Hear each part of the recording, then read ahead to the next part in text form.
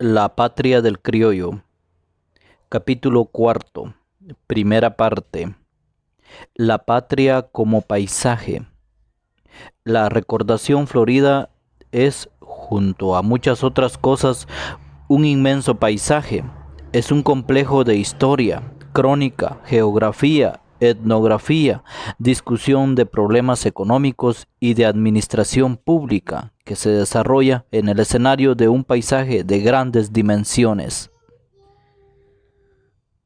Podría pensarse que la descripción de un país configura siempre en un paisaje, pero no es así. En capítulos venideros tendremos que utilizar mucho un extraordinario documento que es precisamente la descripción de un gran trozo del reino de Guatemala. Es la descripción geográfica moral de la diócesis de Cuauhtémoc, hecha por don Pedro Cortés y Larraz, y se verá que la enumeración y la descripción de los pobladores y de los accidentes geográficos de las relaciones existentes, entre ellas la indicación de los cultivos o del abandono de las diversas regiones, la anotación de las distancias y hasta el comentario de las jornadas de camino pueden componer a lo sumo un panorama, incluso un panorama de gran riqueza informativa, pero no componen un paisaje. Para que la descripción de un país llegue a ser un paisaje tienen que darse condiciones muy especiales. Aunque la descripción esté necesariamente construida con datos de la realidad objetiva, debe ser una elaboración de la conciencia del autor y no un simple traslado de aquellos datos. Debe estar dominada por sus peculiares enfoques, afectada por acentos y sombras que la mentalidad del narrador proyecta sobre la realidad. Debe estar en suma teñida de subjetividad. Es preciso, desde luego, que la referencia a los factores fisiográficos sea constante y de primordial importancia en el relato, la topografía del país, sus ríos y lagos, las calidades de la tierra, la diversidad de los climas, la flora y la fauna, la habilidad de cada región, etc., y que el autor reconozca ligado afectivamente a esas realidades de modo que su tratamiento implique afición y simpatía.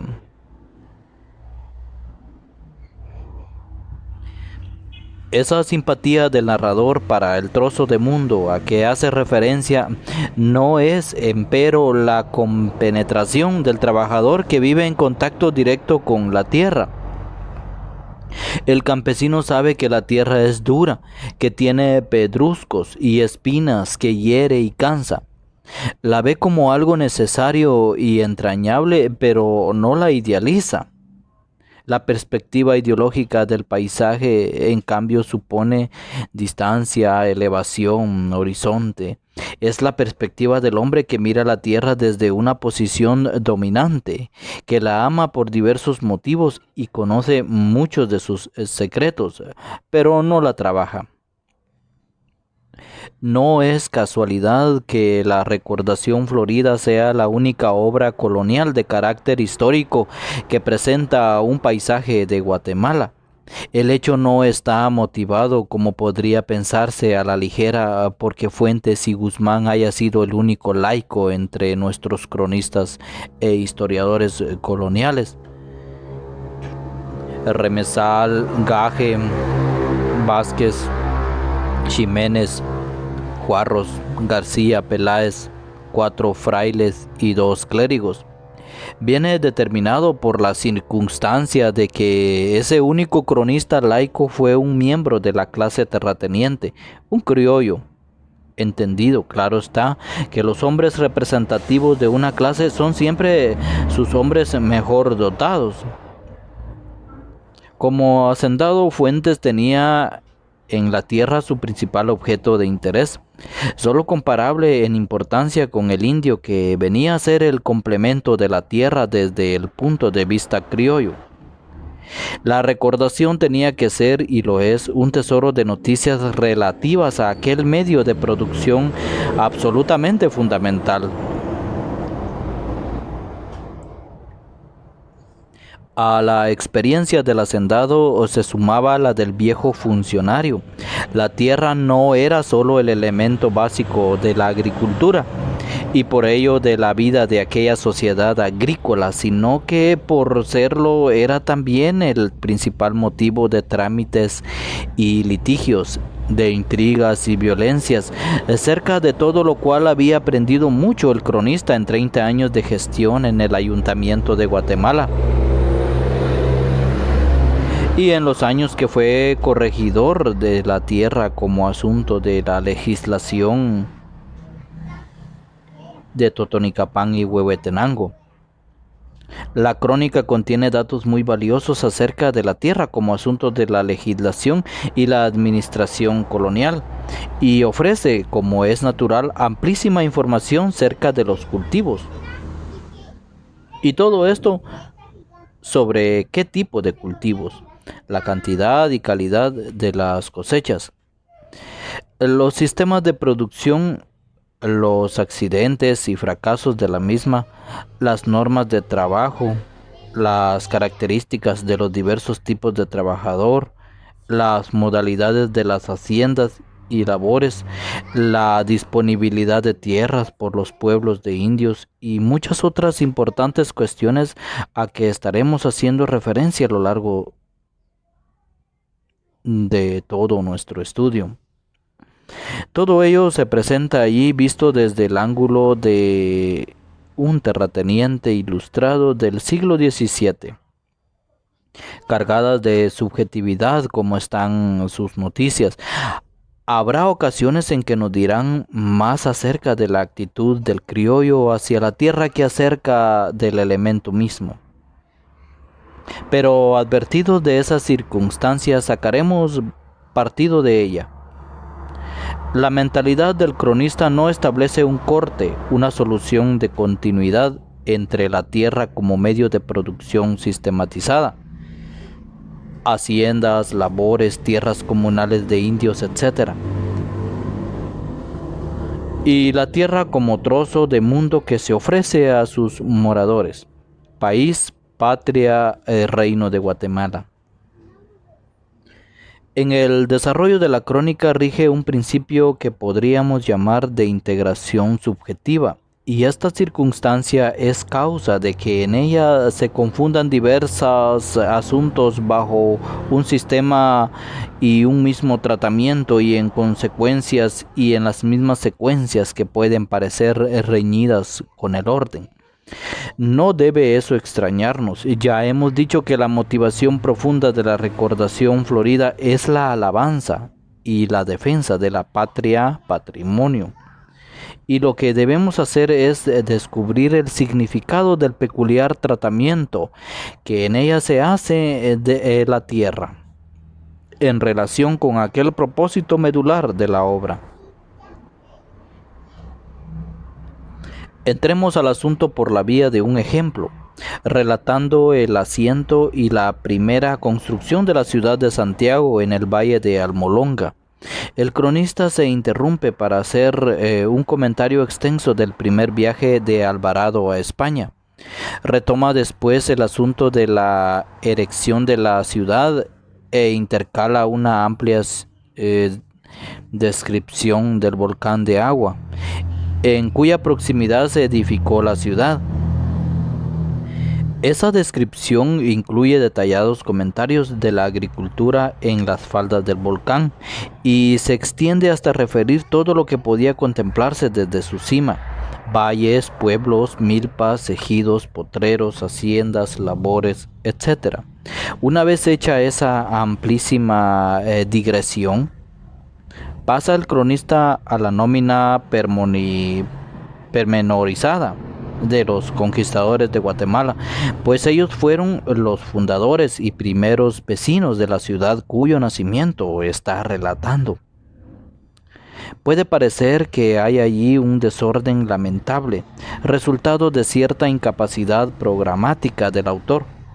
un hacinamiento confuso de relaciones exageradas o inconexas, como dijo alguien con escandalosa superficialidad. Pero no es simplemente eso. Si se entiende lo que Fuentes y Guzmán quiso realizar en la recordación florida, se verá que ese modo de narrar responde perfectamente a la intención de la obra, intención unificadora, integradora, que usa de grandes rodeos y atrevidos paréntesis, y que no se abstiene de entrevenerar asuntos que parecen alejados entre sí, pero que para él no lo estaban. Puede comprobarse en efecto que los temas que conjuga en sus trozos aparentemente más desordenados y faltos de unidad, guardan entre sí estrechas relaciones significativas, y que el criollo quería precisamente sugerir esas relaciones, presentarlas como el contexto y la ligazón interna, la unidad de su mundo y de su patria. Nos atreveríamos a afirmar que es imposible captar la concepción que el cronista tenía de su país si no percibe la intención de sus irregularidades expositivas. Es peligroso, amén de superficial, contentarse con decir que Fuentes es desordenado o despachar ese desorden diciendo que se trata del barroquismo del autor y de la época. El relato emerge, y a veces con el ímpetu desordenado de las plantas trepadoras, y cuando adopta un tono oculto recuerda ciertamente la riqueza recargada de los retablos barrocos, pero los problemas de construcción que presenta la obra encierran significados ideológicos que van mucho más allá de una pura cuestión de estilo.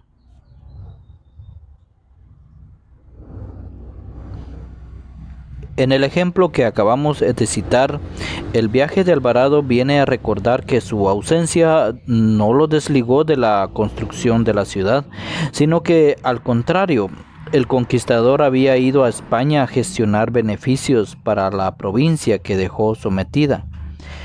Beneficios para los colonizadores, naturalmente. No quiere el cronista referir el nacimiento de la ciudad centro de dominio y de disfrute para tantos extranjeros, sin recordarles que aquel nacimiento fue posible gracias a los conquistadores y en especial a la actividad de su jefe.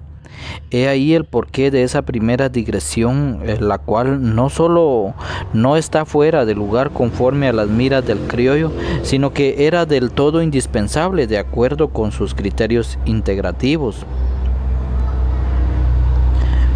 La figura de Alvarado tenía que presidir el relato del nacimiento de la ciudad de Santiago, cabeza y riñón del reino de Guatemala. La sorprendente descripción del volcán de agua se impone enseguida por varios motivos. Primeramente porque el empinado cráter de aquel bellísimo monte, rompiéndose como una cisterna en una fatídica noche de 1541, había arrojado sobre la primera ciudad un torrente que la destruyó y que fue causa de su traslado al valle de Panchoy. No podía responsabilizarse a la montaña por aquel desastre, y solía murmurarse que los conquistadores habían cometido un grave error al instalar la ciudad junto a un volcán que le causaba constantes daños. He ahí la primera motivación, pues, para referirse inmediatamente a aquel simétrico y enorme promontorio, presentándolo no solo como un espectáculo para los habitantes de la ciudad, sino también como una fuente de beneficios.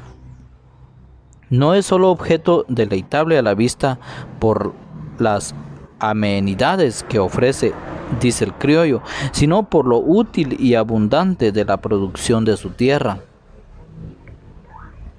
Y así, comenzando por lo más tendido de su deliciosa y peregrina falda, va informando de extensas siembras de maíz, frijol y hortalizas que contribuían a la provisión del mercado de la ciudad.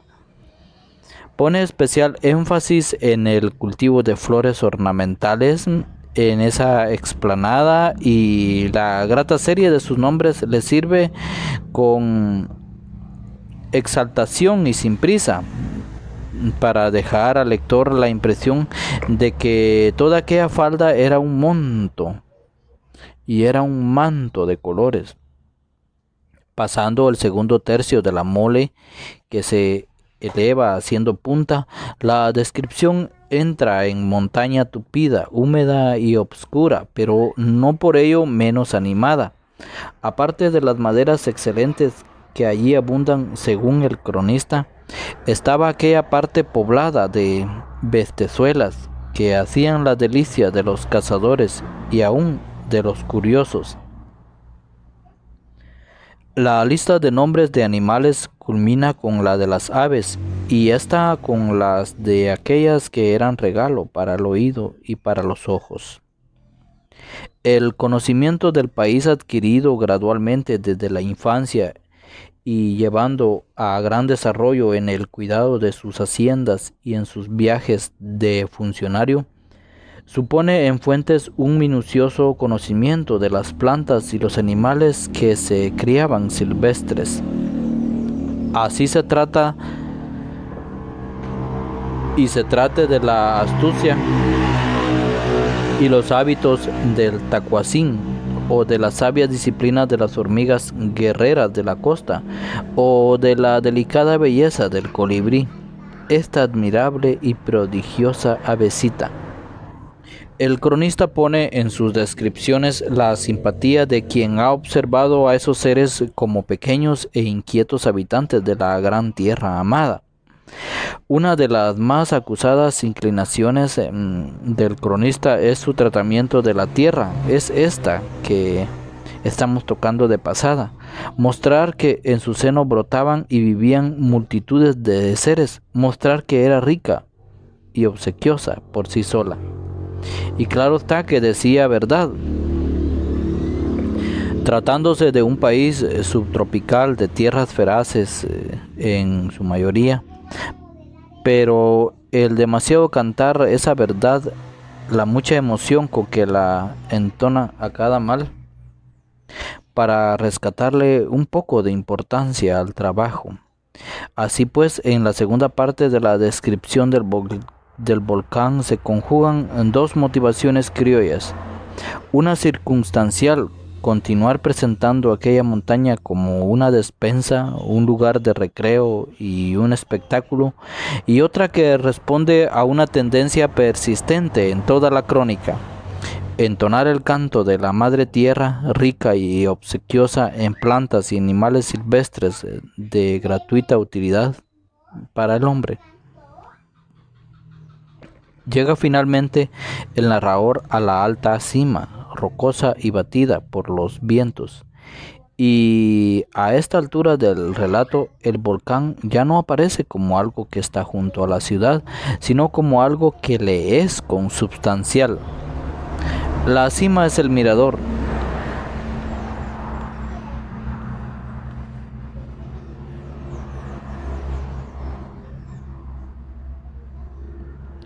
Desde donde la ciudad mira al reino del que es capital.